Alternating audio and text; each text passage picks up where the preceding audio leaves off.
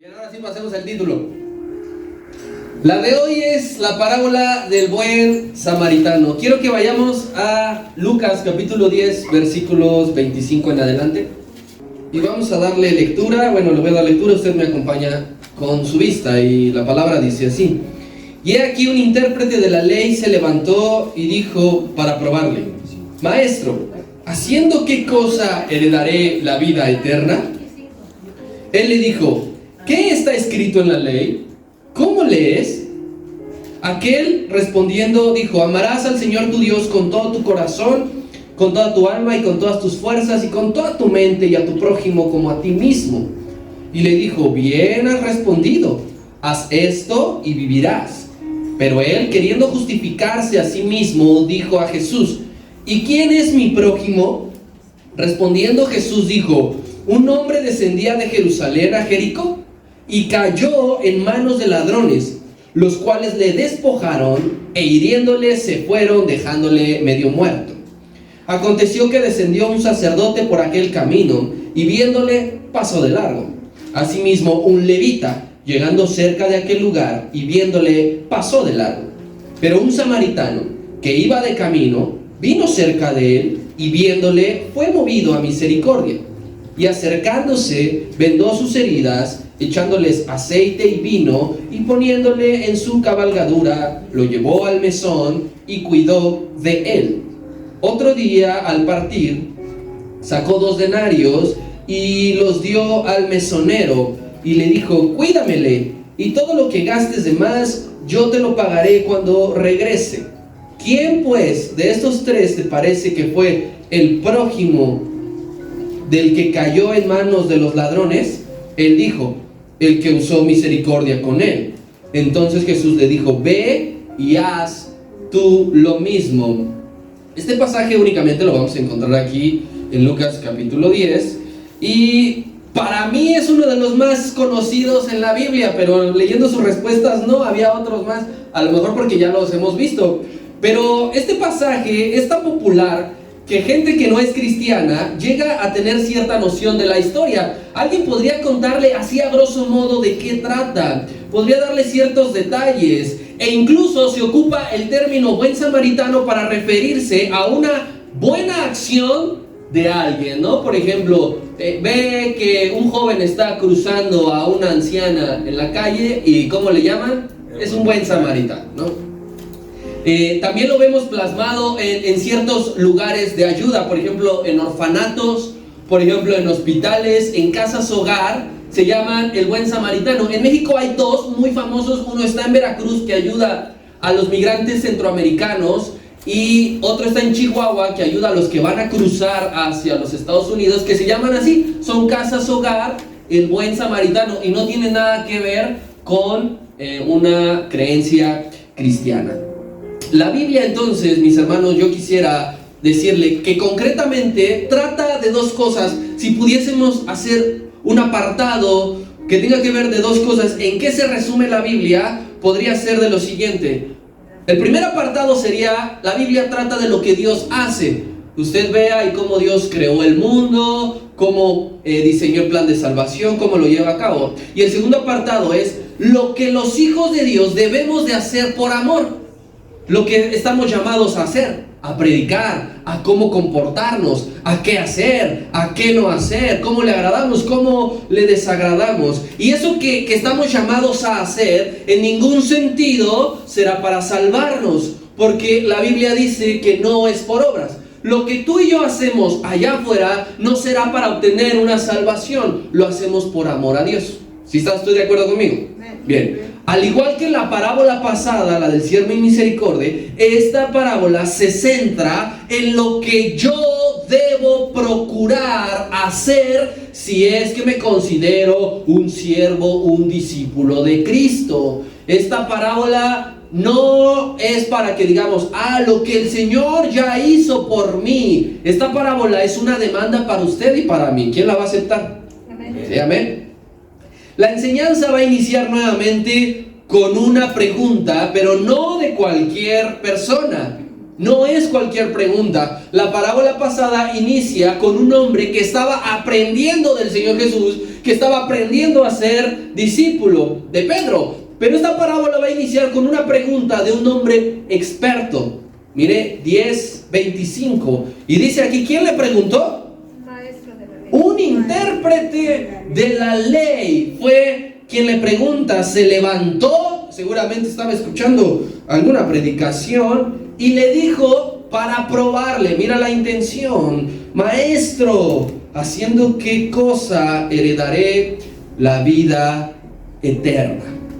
La intención de este intérprete, que no viene su nombre, no era aprender de Jesús, no era seguir moldeando su carácter, sino probarle. Por eso le preguntó, se levantó entre el público, levantó su mano y dijo: yo tengo una pregunta.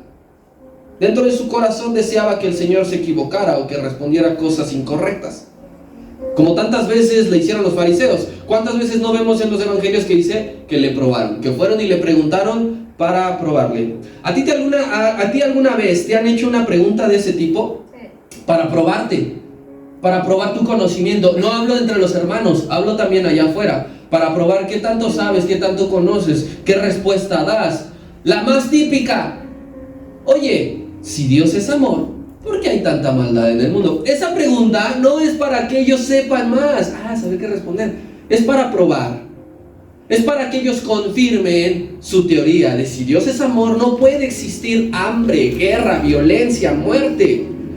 Así que la que le hicieron al Señor, ¿con qué cosa heredaré la vida eterna?, no era la primera vez que el Señor Jesús escuchaba esa pregunta, que le hacían esa pregunta. Esa pregunta era bien recurrente.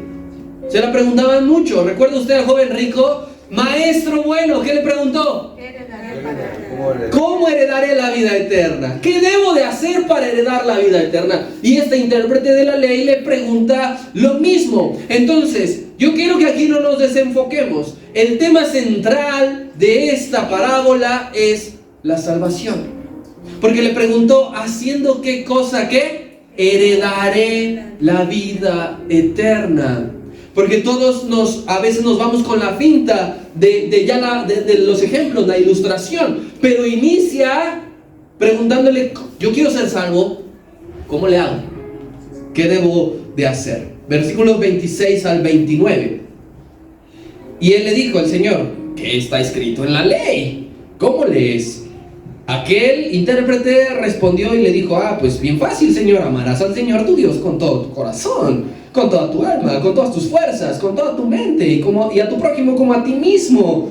Y le dijo: bien has respondido, te lo sabes, haz esto y vivirás. Pero él, queriendo justificarse a sí mismo, dijo a Jesús: ¿y quién es mi prójimo? Entonces, a la pregunta de ¿haciendo qué cosa heredaré la vida eterna?, el Señor le responde con otra pregunta. Y esa respuesta del Señor es oro puro, es oro molido que tenemos aquí en físico. Porque Él le dice: ¿qué está escrito en la palabra de Dios? ¿Y cómo estás entendiendo la palabra de Dios? Porque el Señor le dijo: ¿qué está escrito? Me lo sé, eso me lo sé. Tú te podrías saber varios textos, no digo que todos, te puedes saber varios textos, pero la segunda pregunta es: ¿cómo lees? ¿Cómo le estás entendiendo? ¿Qué captas de esto? No solamente se quedó en ¿qué dice la Biblia? No solamente le dice: cítame lo que dice tanto Levítico como Deuteronomio, que son allí las referencias que el Señor ocupa, el intérprete ocupa para darle respuesta, sino le dice: muy bien, te sabes la Biblia, ahora explícame lo que leíste. Es muy fácil. Tú estás en la época estudiantil y piensas que le vas a ganar al maestro. Me tengo que exponer de esto, ¿verdad? Ahorita voy a voltear al proyector y voy a leer todo esto. Y el maestro te dice: wow, muy bien. ¿Qué entendiste, hijo? No, pues lo que está dicho ahí, ¿no? Entonces aquí el maestro le dice, con otras palabras: ¿con qué intención meditas en la ley? ¿Cuál es tu intención al sentarte todos los días a leer la palabra durante la semana? No solamente el domingo. Así que es la misma pregunta que nos hace el Señor a nosotros aquí. ¿Cómo está usted entendiendo la palabra de Dios? ¿Con qué intención todos los días los lunes, los martes, los miércoles, los jueves, los viernes, los sábados, los domingos, en la mañana, en la tarde, en la noche. ¿Cuál es la intención cuando tú abres la Biblia? Porque no es simplemente leer por leer. No es simplemente que tengas subrayada la Biblia. No es solamente que te memorices lo que dice ahí, que es de tal manera amó Dios al mundo que ha dado a su Hijo unigénito. No es sabérsela únicamente. Que alguien diga, a ver, aquí rápidamente, ¿qué dice Filipenses 4:4? Le ayudo, regocijaos. Regocijaos en el Señor siempre. No se trata nada más de eso. No se trata de que seamos el mejor de ese rubro, de decir, al año yo ya me aprendí 50 textos y para dentro de 3 años ya me aprendí 200 textos. No. Le está diciendo el Señor al intérprete y nos está diciendo a nosotros, debes de leer, debes de creer y pronto le dirá, debes de aplicar. Solamente así entenderás la palabra de Dios, así solamente la estarás haciendo de manera adecuada. Si tú solamente te quedas en la parte de leerla, no sirve absolutamente de nada. Pero es la Biblia, ¿qué te pasa? Pero si lees y no haces, no sirve. Mejor ponte a leer El Quijote de la Mancha, ponte a leer 100 años de soledad, ponte a leer El coronel no tiene quien le escriba, que son novelas muy buenas, pero la Biblia sin aplicación no va a servir de nada. ¿Por qué crees que hay tantos ateos que no impresionan aún citándote? Porque no aplican. El poder está en aplicar, no en sabérsela. Así que este hombre sabía lo que venía en la ley. Sí, pues es un intérprete malo que no supiera. Eso sí sería una noticia, que un intérprete no supiera lo que dice la ley. Cristo más adelante ocupa esa respuesta que da el intérprete constantemente, porque más adelante él diría, se resume la ley y los profetas en amarás al Señor tu Dios con todo tu corazón, con toda tu alma, con toda tu mente, con todas tus fuerzas, y a tu prójimo como a ti mismo. El Señor también ocupa esa respuesta, porque dice, ese es un resumen bien concreto de todo lo que está escrito aquí. Pero aquí hay un problema. Desde siempre los religiosos han creído que su destino eterno depende de sus buenas obras. ¿Por qué van y le preguntan, ¿qué debo hacer para heredar la vida eterna? Porque el joven rico, a pesar de que conocía desde su niñez todos los mandamientos, le dijo, haciendo que heredaré la vida eterna. ¿Por qué pensamos que nosotros podemos hacer algo para ganar la vida eterna? ¿Por qué? Porque olvidamos, querido hermano, que no tiene que ver con nosotros, porque la salvación Dios te la otorgó antes de que tú empezaras a hacer buenas cosas. Antes de que empezaras tú a hacer buenas obras, Él ya nos hizo salvos. Y llama la atención cómo hace la segunda pregunta. La primera fue para probar al maestro y la segunda fue para justificarse. La primera pregunta es, voy a hacer que este charlatán caiga, y la segunda es, voy a salir bien librado. ¿Quién es mi prójimo? ¿Quién es mi prójimo? Querido hermano, ¿todos sabemos lo que es justificarse? Sí. Nada más la hermana Carmen y yo. Pregunto, ¿todos sabemos lo que es justificarse? Sí. A un ejemplo. No, yo no voy a hacer eso porque él no lo hace. Y no me va a contar mal, porque si él no lo hace, a mí tampoco. Eso es justificarse. Este hombre quería justificarse sabiendo quién es su prójimo. Aquel hombre quería escuchar quién sí era considerado un prójimo, para entonces decir, estoy bien librado, lo estoy haciendo muy bien. Quería saber que el Señor le dijera, tu prójimo es este y este no.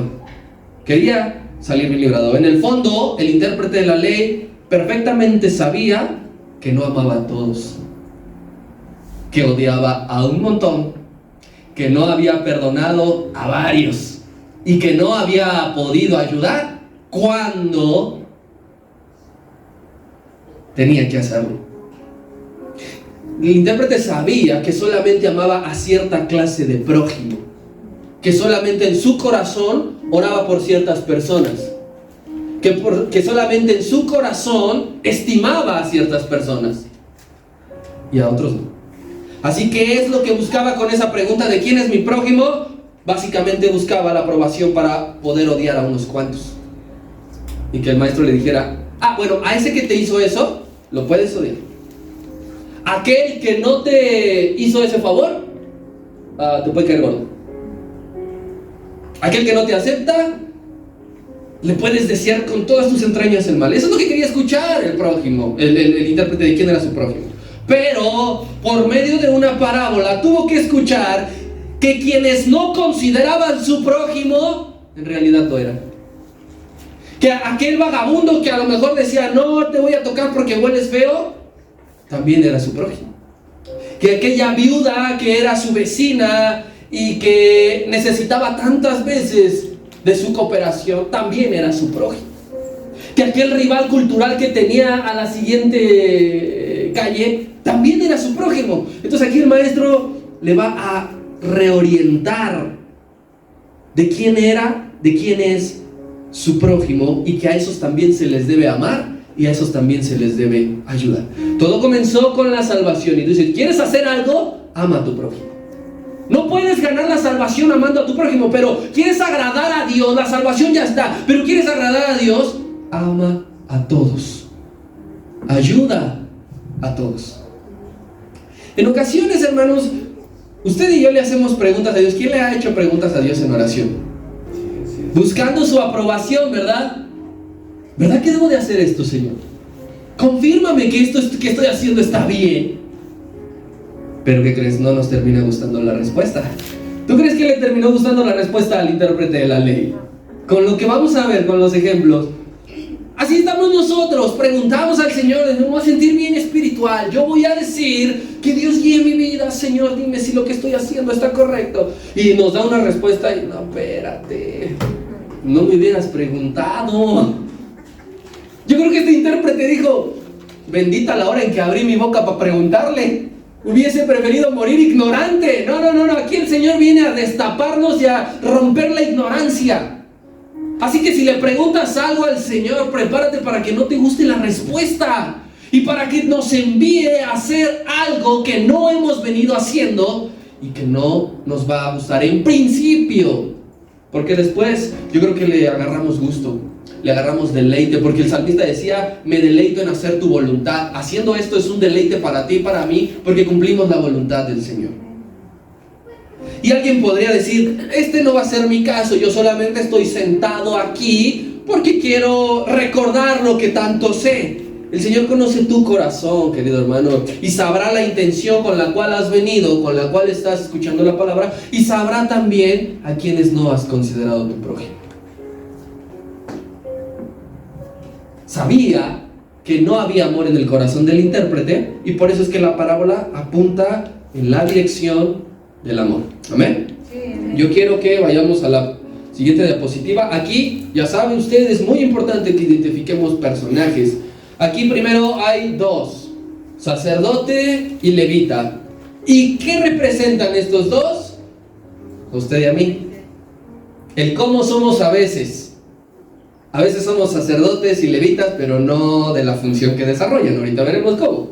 Tenemos un herido y son los necesitados. Tenemos un samaritano que representa el cómo debemos de ser usted y yo. Diferente al primero, El primero es cómo somos y el segundo es cómo debemos ser. Y el último tenemos un dueño del mesón, o sea, de un lugar para pasar la noche. Mesón es una palabra francesa. Ya usted aprendió también un poco de lingüística hoy. No, de verdad. Y representa a Dios. Bien, versículo número 30.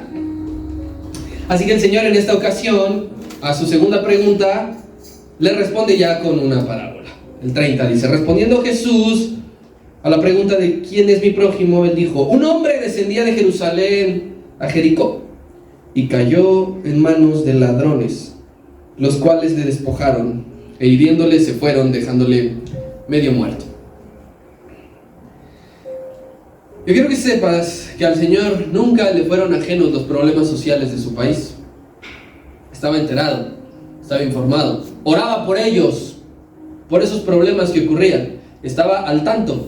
Así que para esta parábola ocupa una escena, un lugar, el más violento de todo Israel. Eso que dice, un hombre descendía de Jerusalén a Jericó, era el lugar más violento que existía en el país de Israel. Era una carretera que conectaba a estas dos grandes ciudades, dos de las ciudades más importantes de Israel eran conectadas por esta carretera. Y era demasiado, extremadamente peligrosa. Era conocida, imagínese usted, como camino de sangre. Nadie le pone camino de sangre a un lugar bien tranquilo, donde usted puede pasear y disfrutar el viaje, sacar a su perro. Camino de sangre.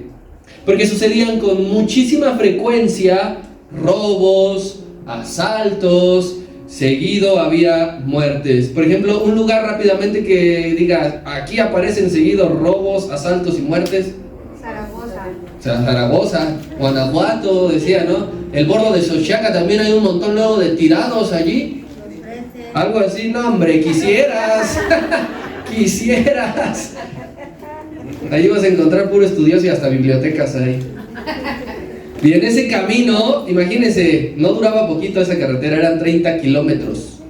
Eran 30 kilómetros y su peligrosidad era por dos cuestiones. Físicamente era un descenso. Recuerde usted que Jerusalén estaba sobre un monte. Por eso es que usted va a encontrar constantemente que decían y subieron a Jerusalén, porque había que no escalar, pero sí iba en subida. O cuando dice y descendieron porque estaban en Jerusalén y bajaban. Entonces, este camino de Jerusalén a Jericó eran 30 kilómetros en picada y era un camino completamente desértico. Había cuevas, había grandes lugares donde esconderse. Por ejemplo, aquí nuestra hermana Ana nos va a poner cómo era esa carretera. La siguiente primero. Esa carretera era. Usted pasaría por ahí, honestamente. Mire, se ve bien bonito, ¿no? ¿Y sí se ve cómo va así? Entonces, allí iba. No había autos, había burros y a pie. Y ahora sí, yo quiero, la regresa por favor. Yo quiero que aquí, para que más o menos nos demos una idea aquí en este país, yo traigo las carreteras más inseguras de este país. Dice, de acuerdo con los datos de la Guardia Nacional, todos los años se tiene un registro por medio de 1,121 denuncias de robo a vehículos, porque ahorita ya hay en carro. Carreteras federales, mira aquí están las carreteras más peligrosas. De Puebla a Córdoba, Veracruz, la más peligrosa de todas. Autopista de Matehuala a Monterrey, de Ciudad Morelia a Puerto Lázaro, autopista México-Cuernavaca, esa nos suena muchísimo, Urracas, Matamoros, Reynosa, Querétaro, Irapuato y la Federal de Toluca a la Ciudad de México. Esas son las carreteras más peligrosas que en comparación sería con la de Jericó. Hay muchas mañas que ocupan en esta. Por ejemplo, usted va bien tranquilo en su auto y de repente a 100 metros ve que alguien está haciendo como que se le ponchó la llanta, ¿verdad? Y ya se baja a usted a auxiliarlo, a decir soy un buen samaritano, me bajo a auxiliarlo, y de repente le sacan la busca y le bajan todo lo que tiene. Ese es el modus operandi más frecuente que ocupan para robar en las carreteras. O igual cuando ya es de noche, pues algunos se atraviesan o como que ponen piedras, ramas en el camino y usted pues, no puede pasar y ahí aprovechan. Entonces, así más o menos era el lugar que ocupó el Señor para decir la parábola, que había ocurrido algo allí. Podemos entonces decir, si ponemos la imagen de la carretera, conociendo todo esto, que físicamente era muy peligrosa y que constantemente sucedían ahí, yo quiero decir que entonces el viajero que fue herido fue un tanto imprudente. Cayó en la imprudencia al pasar por ese lugar solo, porque no habla de que iba acompañado, de que iba con amigos, de que iba con familia. Así que pasa por ese lugar solo y muy probablemente en un horario que no era recomendable. Sabiendo todo eso, ¿usted pasaría por un lugar peligroso solo a cierta hora? ¿Quién sí? No, entonces este muchacho fue imprudente. Corrió un riesgo innecesario pasar por ese lugar a esa hora y solo. Por lo regular, entonces la imprudencia no resulta para bien. Cuando tú y yo somos imprudentes, la cosa no termina bien. Piensa en alguien alcoholizado y se aferra y sube a su auto y maneja. ¿Qué es lo que seguramente va a pasar? Va a chocar y se va a llevar a 2, 3 cristianos. Porque la imprudencia no deja nada bueno. Este hombre herido fue un hombre imprudente, un hombre que no pensó en lo que le podía ocurrir. Así que va y se siente que no le iba a pasar nada, pero resulta que salen los malhechores, los ladrones, y lo dejan muy maltrecho, muy mal herido, casi muerto. Dice que estaba allí, casi muerto. Era un hombre, entonces, después de que le ocurre su siniestro, golpeado, abandonado, y pronto se daría cuenta que era un hombre despreciado. Entonces yo quiero que tú lo traslades a lo que significa, dije, los heridos, que eran los necesitados. Golpeados a veces, abandonados muchas veces y despreciados muchas veces. Eso representa a los necesitados de este tiempo. A veces será en lo físico. ¿Alguna vez te has encontrado con alguien herido así en la calle físicamente, algo así, ¿no? Pero también, queridos hermanos, hay personas medio muertas en su alma y en sus emociones, que han sido heridas, que han sido abandonados y que son despreciados por gran parte de la población. Son personas que se encuentran a la deriva, que a veces no tienen qué comer, que a veces no saben qué hacer, que siguen cometiendo errores. Por el gobierno son despreciados. Podemos hacer rápidamente un estudio de cuántas personas en situación de calle son olvidadas por el gobierno. ¿Cuántas personas, verdaderamente, cuántos centros de ayuda hay para personas que sufren depresión? Porque el gobierno no se preocupa de ese tipo de personas. Ellos quieren saber, a ver, eres empresario, ¿cuánto vas a invertir? ¿Cuánto vas a traer a este país? ¿Cuánto beneficio? Hay muchas personas heridas, olvidadas en su mayoría. Y yo le pedí al Señor que hiciera algo en nosotros mientras escuchábamos esta predicación. Que mientras enseñábamos, Él pusiera en nuestra mente y en nuestro corazón un caso en particular de alguien que esté en nuestro alcance. Así que si mientras estamos aquí te viene un nombre, querido hermano, es el Espíritu Santo quien está diciendo: a este lo hemos golpeado, a este lo hemos abandonado y a este lo hemos menospreciado. Alguien que esté a tu alcance, no te pido que vayas ahorita y te recorras toda la Zaragoza buscando heridos, pero alguien que esté a nuestro alcance, sí que el Espíritu Santo nos va a poner esta mañana un nombre. Versículo 31 y 32 dice que ya nos describió el lugar donde pasó todo y cómo lo dejaron, y dice: aconteció que descendió un sacerdote por aquel camino y viéndole pasó de largo. Asimismo un levita, llegando cerca de aquel lugar y viéndole amablemente, ¿qué? Pasó de largo. Sacerdote y levita, como somos muchas veces usted y yo. Los dos se dieron cuenta lo que pasaba. Cuando nosotros caminamos y dijeron: ¡ay, ándale, mira nomás! Allá chocaron, allá le pegaron, allá, aquí, allá. Ellos también se dieron cuenta de lo que pasaba. Lamentaron el hecho como usted y yo. ¿Ya viste? ¿Ya te enteraste lo que le pasó? Pobrecito. Ay no, otra vez. Lástima. Pero después de ver y después de lamentar el hecho, dice que se cruzaron al otro lado del camino. Se pasaron. El herido estaba aquí y ellos fueron para allá. Porque esto tiene una explicación religiosa. Ellos no estaban seguros si aquel herido estaba muerto. Entonces, lo que quisieron hacer era no corromper la ley. Ellos no querían corromper la ley. ¿Qué tal si sí está muerto y nosotros vamos y nos acercamos?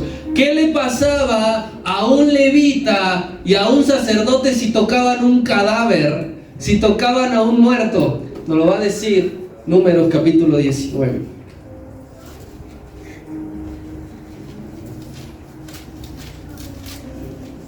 Versículo 11. ¿Quién lo tiene? Así que lo lea fuerte.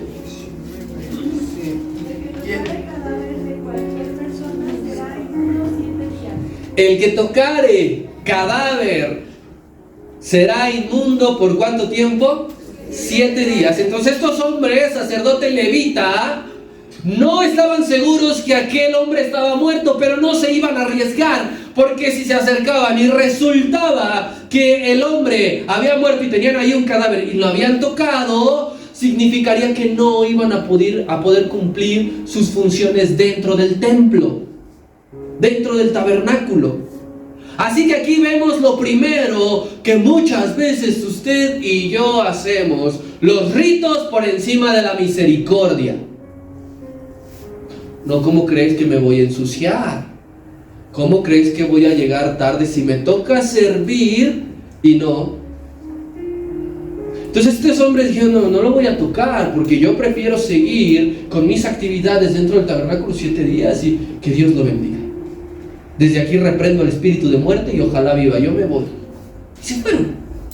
Sacerdote y levita servían a Dios todos los días.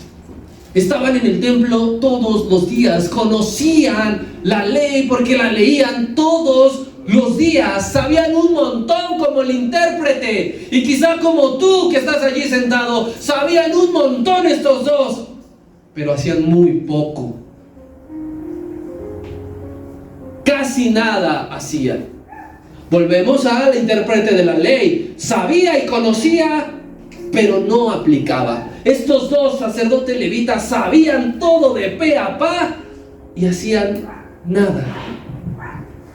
Así que aquí te va una frase para que nos retumbe en la cabeza. El cómo aplicas lo que sabes es más importante que el cuánto sabes. No te aflijas, es que sé bien poquito de la Biblia. No, es que ¿cómo voy a predicarle a alguien si no sé nada? ¿Cuánto sabía la mujer samaritana de Biblia? Que alguien me diga. Y yo creo que con una predicación atrajo a Cristo mucho más de lo que tú y yo en nuestra vida de cristiano hemos traído. Porque a veces decimos: es que no sé nada. Lo poco que sabes, aplícalo. Yo solamente sé, dijo el ciego, que Él me sanó. ¿Tú sabes que Él te sanó? Ve y predica eso. Y estarás haciendo más que aquel que sabe un montón y no aplica nada.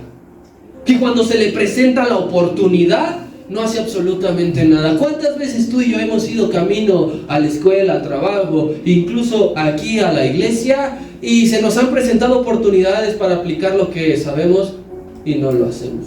Estamos actuando como estos dos. Así que el conocimiento te va a engordar, pero el ejercicio de hacerlo es lo que le va a dar moldura a tu cuerpo espiritual. Hay que hacer ejercicio espiritual, no solamente consumir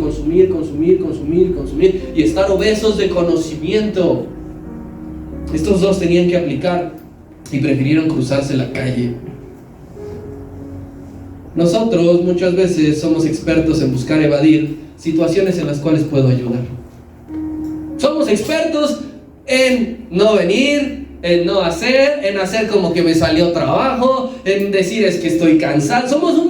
Sabemos un montonal de pretextos para evadir las situaciones en las que se requiere de mi ayuda. Como aquí estos dos. Como el intérprete de la ley que buscaba justificarse, buscamos justificarnos. En las cuales puedo apoyar. En las cuales puedo dar algo de lo que tengo. Porque Dios nos estará pidiendo algo de lo que tienes, no de lo que no tienes, no de lo que no ha llegado aún a tu vida. Dios te pide que hagas algo con lo que tienes. Preferimos hacer muchas veces como que no veo. Preferimos hacer como que no entiendo muy bien si le está pasando esto, pero no quiero ser imprudente, mejor no me arriesgo, mejor no lo hago. Ya otro que lo haga. O ya otro que se acerque y que me cuente después si sí o si no. Somos expertos en ese tipo de cosas. Yo quiero que nos preguntemos algo.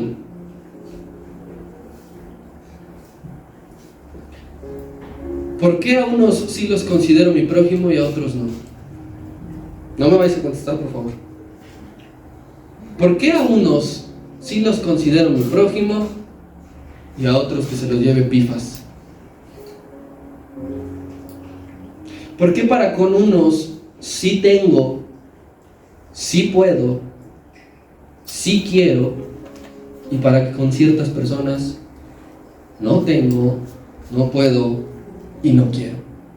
¿Por qué? ¿Qué es lo que determina que con uno sí y con uno no? Y allí está la raíz del problema. Allí. Y no te lo estoy diciendo yo por nada en particular, y no aplica únicamente aquí adentro, por favor. Porque este conocimiento no es únicamente para que lo llevemos a cabo aquí adentro, es para que lo llevemos allá afuera. Y todos los lugares que tú estás, donde Dios te ha colocado, donde tienes la oportunidad de ser un buen samaritano, pregúntate lo mismo: ¿por qué con unos sí y con otros no? ¿Por qué con unos sí les digo, claro que sí, y con otros, conmigo ni cuenta? Si tu corazón, querido hermano, no se quebranta en toda situación, en toda, estás en problemas. No te puedes quebrantar únicamente porque te enteras que robaron a un niño, pero no te quebrantas porque sabes que tu hermano la está pasando mal. Tienes problemas y eso pasa. Esto que Dios nos está dibujando el panorama es para que tú y yo nos quebrantemos de cualquier situación difícil y fea que esté pasando, quien sea: el vecino, el amigo, el compañero, el enemigo, el que me cae gordo, el hermano, el pastor, el que sea. Esto no es de personas, esto es cómo estoy reaccionando. Verso 33 y 35, diciendo: pero un samaritano iba de camino, vino cerca de él, y viéndole fue movido a misericordia. Y acercándose vendó sus heridas, y echándoles aceite y vino, y poniéndole en su cabalgadura, lo llevó al mesón y cuidó de él. Otro día, al partir, sacó 2 denarios y los dio al mesonero y dijo: cuídamele, y todo lo que gastes de más yo te lo pagaré cuando regrese. De quien no se esperaba que hiciera algo fue el que hizo todo. Del samaritano se esperaba que fuera despiadado con el judío que fue herido. Esperaba que se burlara. Lo normal y lo común sería que nosotros leyéramos algo como: y el samaritano, viendo al judío herido, pasó, se burló, le escupió, lo pateó todavía y lo remató. Eso esperábamos leer cuando leemos que dice un samaritano, que le diera el tiro de gracia. Pero me dicen: ¿pero por qué? Si ni lo conocía. Pues había una rivalidad cultural. Es judío, es mi enemigo. Es samaritano, perro. Y así, a ese grado. De quien se esperaba que hiciera algo, no hicieron nada. Y de quien no se esperaba que hiciera algo, lo hizo todo. Este judío sabía muy poco de la verdad. Este samaritano sabía muy poco de la verdad. Sabía como él había entendido, porque recuerdas, la samaritana decía: es que nosotros adoramos en este monte. Y el Señor le dice: ustedes sí adoran, pero adoran lo que no saben. Entonces el samaritano sabía, pero poco de la verdad. Pero sabiendo poco de la verdad, había lo que usted y yo, conociendo la verdad, no hay. Y se llama amor. Muchas veces un católico, para vergüenza nuestra, nos ha dado lecciones de distintas partes. Un ateo nos ha dado lecciones. Un santero nos ha dado lecciones. Un vecino nos ha dado cachetadas con guante blanco. Un familiar no creyente nos ha dado también ese tipo de enseñanzas. Era lo que estaba haciendo este samaritano, viendo a un hombre herido, y se bajó de su caballo y dijo: ¿qué puedo hacer? ¿Cómo puedo ayudar? No sé si haya una relación tan rota en el mundo, en la historia, como la que existe entre judíos y samaritanos. No sé. O sea, tú pregúntale a un palestino qué piensa de un israelí. Y tú dices: no, lo que piensa un argentino de un brasileño, lo que piensa un mexicano de un gringo. No se compara a lo que piensa un samaritano de un judío y viceversa. Pero, hermano, ese es el peso del significado que Dios le da a esta parábola. Si un samaritano ayudó a un judío, quiere decir que tú y yo podemos ayudar al que me cae mal. No sé si entiendes eso conmigo. Amén. Si el Señor pone la relación más rota, más quebrantada, más podrida, imposible, ¿no? Van los dos a terapia y se terminan matando. Si el Señor pone tome eso como ejemplo, tú y yo podemos ayudar al que creemos odiar. Aquí está el pobre intérprete de la ley recibiendo tanta verdad completa, diciendo, ay, entonces este es mi prójimo, y aquel es mi prójimo, y este también. Yo no quiero que olvides el lugar en donde aconteció la historia, en el lugar más peligroso de Israel. Querido hermano, amar al prójimo muchas veces será peligroso. Y si lo hago y ni las gracias me da, y si lo saludo y me deja con la mano estirada, amar es peligroso. Yo no quiero que nadie se comprometa aquí, por favor, no lo tome a broma.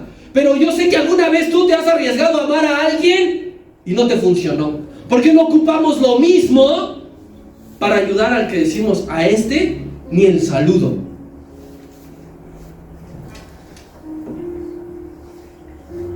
Dios nos está enseñando, Dios me está enseñando que ame al que no me va a retribuir lo que haga por él. Porque eso enseña la Escritura. Dice, cuando hagas un banquete, no invites al que te puede decir, ahora me toca invitarte a ti. Dice, invita a los cojos, invita a los pobres. Así que el amor de Dios es para aquel que no te va a hacer lo mismo que tú. Piensa en eso. No vayas con la mentalidad de decir, voy a saludarlo porque sé que me va a saludar. No, ve con la mentalidad de decir, el Señor me dijo que lo haga sabiendo que no me iban a hacer lo mismo. Dios nos está enseñando al que hay que amar al que es de otra nacionalidad. Muchas veces aquí, de verdad, y a mí me ha pasado, porque en el centro esta semana me ocurrió, llegaron un montón de extranjeros, venezolanos, cubanos, y a veces son bien regateadores, por no decir otra palabra. Iba a decir otro señor, perdón. Y te caen mal. Y tú dices, ¿para qué vienen aquí? Hay que amarlos. Y a alguno casi le tuve que regalar la prenda, pero, perdón, pastor. No escuchó eso. Yo sé que si ve el video eso lo voy a editar. Bueno, Shai. Hay que amar a los de otra nacionalidad. A veces la gente dice, ay, ¿qué hacen aquí tanto centroamericano? Ay, esto nos quitan el trabajo, nos quitan el empleo, mugrosos, apestosos. Hay que amarlos. Porque ellos dicen, no, es que yo no me voy a quedar aquí, no te preocupes, yo aspiro a ir a otro lado. Hay que amar. Dios nos está enseñando al que no me gusta cómo habla. Hay que amar al que no me gusta qué tipo de ideas tiene. Y más cosas, más cosas. El Espíritu Santo nos sigue hablando ahorita que tenemos que amar a todos, fuera de aquí y dentro de aquí. Porque allá afuera también se nos presentan ese tipo de problemas, ¿o nada más a mí? Nada más a mí, creo. Yo te hago una pregunta que nos va a ayudar a autoevaluarnos en esta área. Autoevalúate, sal de aquí con una calificación de tu corazón. Porque esta parábola nos ayuda a revelarnos nuestra verdadera actitud de quiénes somos en el fondo. Yo creo ser una persona amable, educada, respetuosa, pero yo estoy reprobando este examen, entonces en realidad no es así. En estos momentos yo quiero que hagas algo, y hasta incluso puedes cerrar tus ojos. Piensa en aquella con quien tienes un problema. Ahora, piensa. Pregunta, ¿le ayudarías si le ves en necesidad? Esa persona que tienes un problema, que no sé cómo te caiga, saliendo de aquí, ves que tiene una necesidad, ¿le ayudarías?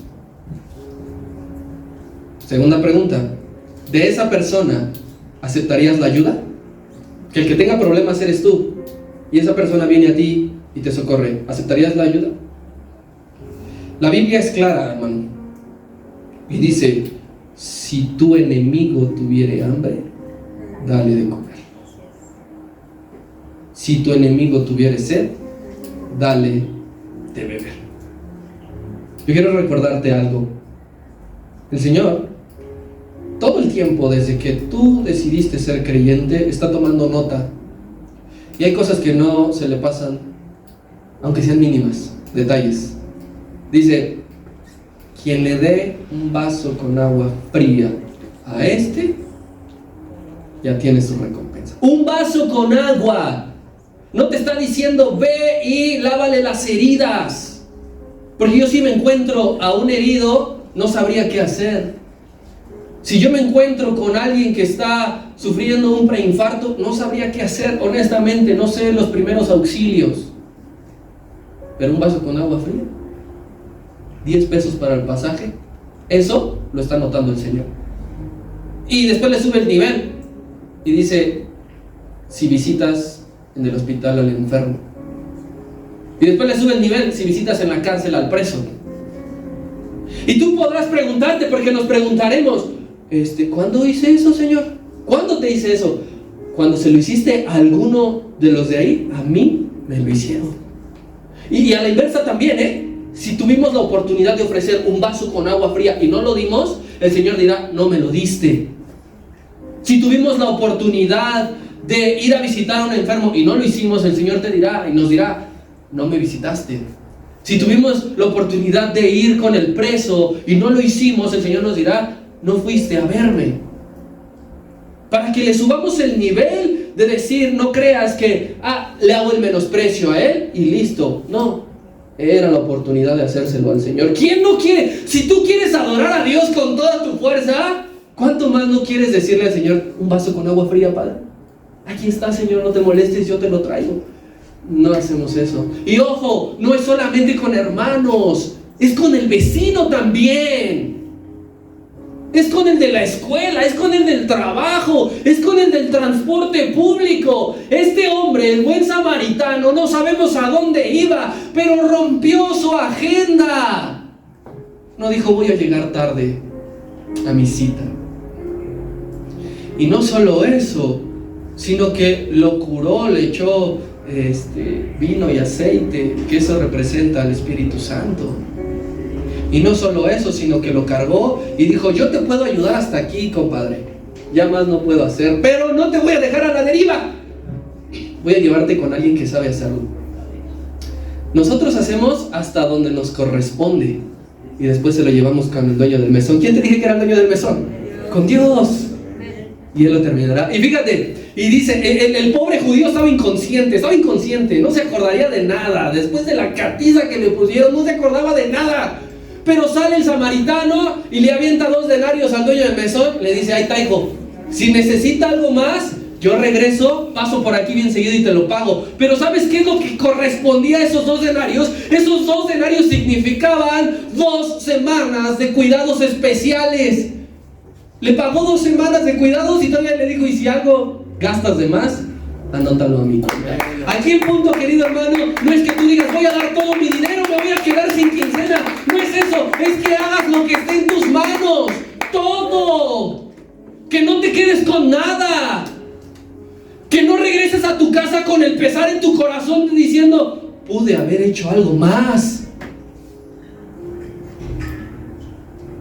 A mí me ha pasado muchas veces, salgo de casa y me encuentro, siempre me encuentro a mi amigo el vagabundo, siempre. Y yo voy bien contento con mi fruta, pero hay que dársela. Porque gracias a Dios cuando yo regrese de casa voy a tener más fruta, él ya no. Cuando alguien te pida ayuda, querido hermano, cuando tú veas que alguien necesita ayuda sin que te lo pida, y por más que sea la peor persona del mundo, hay que acercarse. Porque ya habrá muchos que lo habrán ignorado. Ya habrá muchos que habrán pasado de largo. Vayan pasando, por favor. Con esta parábola, Cristo quiere que seamos buenos samaritanos contemporáneos. No quiere decir que vayas a los lugares más peligrosos para encontrarte heridos o muertos. Eso lo puedes hacer en tu entorno. Quiere que demostremos con acciones que amamos a Dios, que amamos a la iglesia y que amamos al prójimo. Eso es lo que Él quiere. Pero aquí tú dices, yo no puedo solo. Bien has hecho. Nadie puede ser lo que debe ser sin Cristo.